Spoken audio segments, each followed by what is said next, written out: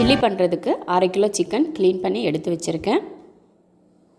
1 spoon பச்சரிசி மாவு, 1 spoon cornflour, 1 spoon கடலை மாவு, 1/2 ஸ்பூன் மல்லித்தூள், 1/4 ஸ்பூன் மிளகுத்தூள், 1/4 ஸ்பூன் கரம் மசாலா, மஞ்சள் தூள் கொஞ்சம், மிளகாத்தூள் 1 ஸ்பூன், உப்பு தேவையான அளவுக்கு, தயிர் 2 ஸ்பூன். இப்போ இதை மிக்ஸ் பண்ணிடலாம்.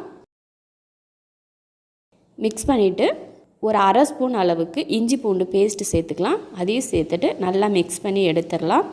எடுத்துட்டு ஒரு 1/2 மணி நேரம் கிட்ட நல்லா ஊற வச்சுக்கலாம். அதுக்கப்புறமா எடுத்து பொரிச்சிக்கலாம். இப்போ 1/2 மணி நேரம் ஆயிடுச்சு. இப்போ பொரிச்சு எடுத்துக்கலாம். சில்லி பொரிக்கிறதுக்கு பார்த்திங்கன்னா கடாயில் எண்ணெய் ஊற்றி எண்ணெய் காஞ்சிருச்சு. ஒவ்வொரு துண்டாக எடுத்து போட்டுக்கோங்க. மொத்தமாக அள்ளி போட்டிங்கன்னா அப்படியே ஒன்றோட ஒன்றா ஒட்டியிருக்கும். அதனால் ஒவ்வொன்றா எடுத்து போட்டுக்கோங்க. போட்டுட்டு உடனே கிளறி விட வேண்டாம். கொஞ்சம் டைம் விட்டு அதுக்கப்புறம் கிளறி விடுங்க. அப்போ தான் அடியில் ஒட்டிக்காமல் இருக்கும், மசாலாவும் உதிராது.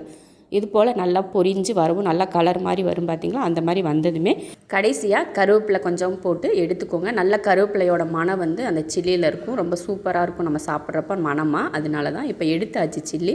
சூப்பரான ஒரு காரசாரமான ஒரு சில்லி ரெடி ஆயிடுச்சு. இதே போல் நீங்கள் பண்ணிங்கன்னா மசாலா உதிராது, பாத்திரத்தில் ஒட்டாது. அதே போல் காரம் நல்லா இருக்கும், டேஸ்ட் ரொம்ப அருமையாக இருக்கும், மொறு மொறுன்னு இருக்கும். இது போல் செஞ்சு பார்த்துட்டு எப்படி இருக்குன்னு சொல்லிட்டு கமெண்ட்டில் சொல்லுங்கள். பிடிச்சிருந்தா லைக் பண்ணிவிட்டு ஷேர் பண்ணிவிட்டு சப்ஸ்கிரைப் பண்ணி பக்கத்தில் இருக்க பெல் ஐக்கானை கிளிக் பண்ணி வச்சுக்கோங்க.